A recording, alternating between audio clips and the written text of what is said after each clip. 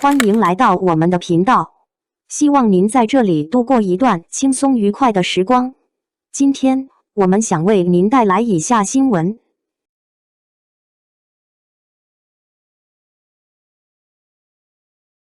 王一博巴黎时装周外网声量登全球第11，中国艺人唯一上榜。如果要问这一季巴黎时装周最具话题度的中国面孔是谁，很多人的答案都会非常一致，那就是王一博。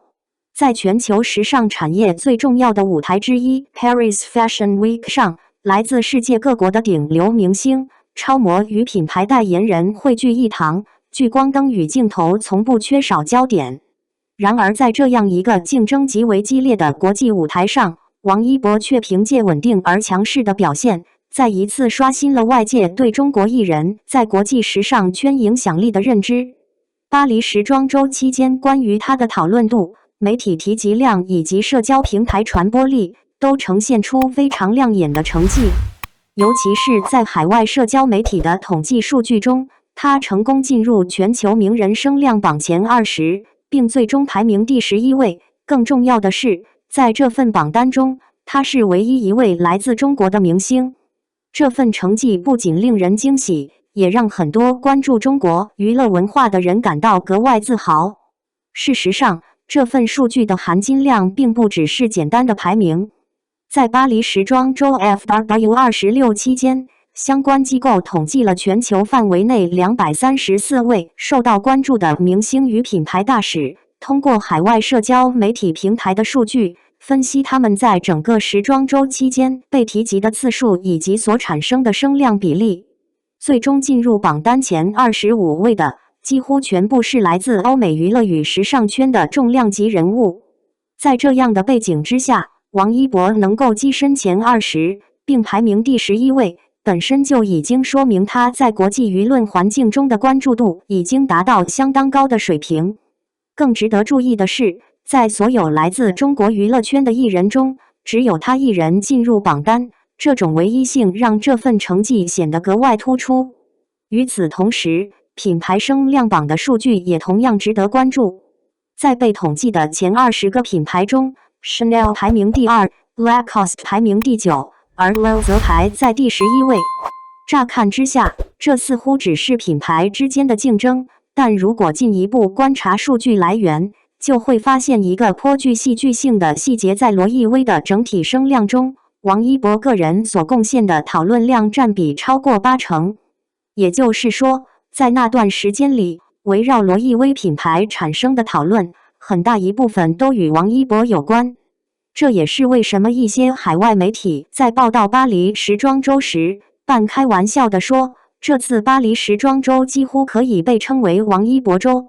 这种说法虽然带着媒体惯用的夸张修辞，但也从侧面说明了他的个人影响力在时装周期间确实格外突出。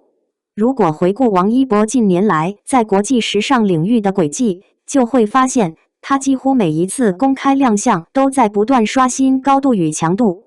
从最初进入时尚视野，到逐渐成为多个顶级奢侈品牌的重要合作对象，他的发展速度一直保持着稳定而清晰的节奏。即便他个人始终保持相当低调的态度，很少主动制造话题，但来自世界各地的关注却依然不断聚集在他的身上。这种现象本身就说明了一个事实：喜欢他的人群早已不再局限于某一个地区，而是逐渐遍布全球。很多艺人前往时装周是希望通过曝光来提升知名度和行业地位，而王一博在时装周中的角色却明显不同。他更像是坐镇现场的重要人物，他的出现不仅是参与活动，更是在某种程度上为品牌赋予新的关注度与光芒。从传播学的角度来看，海外社交平台的数据往往比本土讨论更具参考价值，因为这些数据不依赖国内粉丝基础，而更多反映的是全球观众的真实兴趣。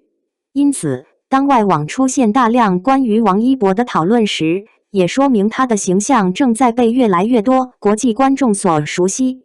事实上，在奢侈品牌的代言体系中，能够引发如此广泛关注的艺人并不多见。大多数情况下，品牌会选择与某一种风格高度契合的代言人，比如优雅路线、运动路线或艺术路线。当不同品牌同时选择同一位艺人时，往往意味着品牌看重的已经不仅仅是风格契合度，而是艺人本身所具备的文化影响力。换句话说，这位艺人不仅能够在不同品牌的叙事体系中被理解，还能够帮助品牌进入更广泛的公共讨论空间。王一博恰恰属于这种少见的代言人类型。如今，他同时与3大顶级奢侈品牌合作，并且分别来自不同的集团体系，这在奢侈品牌历史中并不常见。更关键的是，这3大品牌的风格并不相同，却都能在他身上找到合适的表达方式。比如运动风格鲜明的 Lacoste 强调的是活力、年轻与动感气质，而 Loewe 则以艺术性和设计感著称，品牌叙事往往充满创意与文化气息。至于 Chanel， 则代表着经典法式优雅与百年时尚传统。3种截然不同的品牌语言，在王一博身上却都能够成立，这正是他作为代言人的特殊之处。某种意义上来说，它并不代表某一种单一的风格，而是一种能够在不同语境之间自由转换的存在。当它出现在 Lacoste 的视觉叙事中时，可以展现年轻运动气质；当它进入 Loewe 的艺术表达体系时，又能够呈现出更具创意感的形象；而在 Chanel 的经典优雅语境中，它又能展现沉稳与克制的一面。正是这种多面性，让三奢并行这种在传统品牌逻辑中几乎难以实现的合作模式得以成立。当然，在国内舆论环境中，也偶尔会有人提出质疑，比如有人说王一博不常进剧组，不频繁拍戏。然而，如果从更广阔的视角来看，这种评价显然过于局限。王一博之所以被许多人称为全能型艺人，正是因为他的能力并不局限在单一领域。从舞台表演到综艺节目，从电影拍摄到时尚产业，他始终在不同领域之间探索可能性。对于一个已经站在国际舞台上的艺人来说，每一次公开亮相本身都在产生影响力。当他在时装周呈现出新的造型与风格时，那同样是一种作品形式。每一次造型背后都包含品牌设计、视觉表达与个人气质之间的互动，这种呈现本身就是时尚行业的重要内容。因此，与其把视野局限在某一个领域，不如把目光放得更远一些。站在世界舞台顶端的人，所看到的风景往往与普通视角截然不同。当一个艺人的影响力开始跨越文化与地域边界时，他所代表的就不再只是个人职业发展，而是一种文化形象的传播。在这一点上，王一博的存在恰好展示了一种新的可能性：东方面孔同样可以在国际时尚圈拥有强烈存在感，并且能够以自信姿态参与全球文化对话。事实上，这种变化也反映了当代年轻一代的精神风貌。随着中国文化在全球范围内影响力的提升，越来越多年轻艺人开始在国际舞台上展现属于自己的个性。王一博身上所体现的，正是一种鲜活而向上的生命力。他不断尝试新的领域，也不断带来新的视觉与文化体验。无论是在音乐舞台、影视作品，还是在国际时尚舞台上，他都在持续探索不同可能性。也正因为如此，很多人会把它看作一种象征，不仅是个人成功的象征，也是新一代中国年轻艺人走向世界的象征。通过这些亮眼的数据与成绩，人们看到的不只是一个艺人的声量排名，更看到了一种文化自信的表达。当东方面孔能够在全球时尚舞台上获得如此关注度时，也意味着世界正在以更加开放的视角去理解来自不同文化背景的表达。或许正如许多评论所说的那样，像王一博这样的人，在娱乐行业中确实显得格外珍贵。他既拥有强大的个人魅力，也具备稳定的职业态度，更重要的是，他始终保持着探索新领域的勇气。